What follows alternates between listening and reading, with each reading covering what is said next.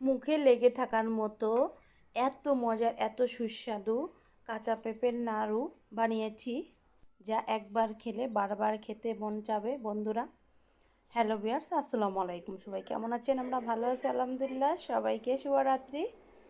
রাতের একটা ভিডিও নিয়ে আপনাদের মাঝে চলে আসলাম। প্রথমে পেঁপেগুলো ছিলে নিয়েছি, নিয়ে ধুয়ে নিয়ে সাইডে রেখে দিয়েছি, দিয়ে মেশিন দিয়ে কুচি কুচি করে নিয়েছি। নিয়ে এবার হালকা একটু গরম পানিতে দিয়ে দিয়েছি।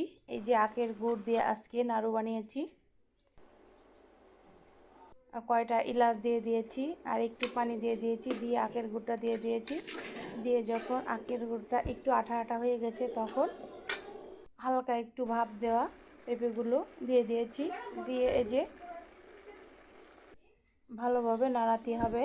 যত নাড়াবেন তত নাড়ুটা ভালো লাগবে। আর বাড়ির গাছের নাড়ু এই যে আমাদের প্রায় হয়ে গেছে। এখন হাতের মধ্যে একটু তেল মাখিয়ে নাড়ুর শেপগুলো দিয়ে দিচ্ছি গোল গোল করে, দেখেন। আর এই নাড়ু বানাতে অনেক কষ্ট, গরম গরম বানাতে হয়। কেমন হয়েছে আমার নাড়ুগুলো কমেন্ট করে জানাবেন। আর ভিডিওটি যদি আপনার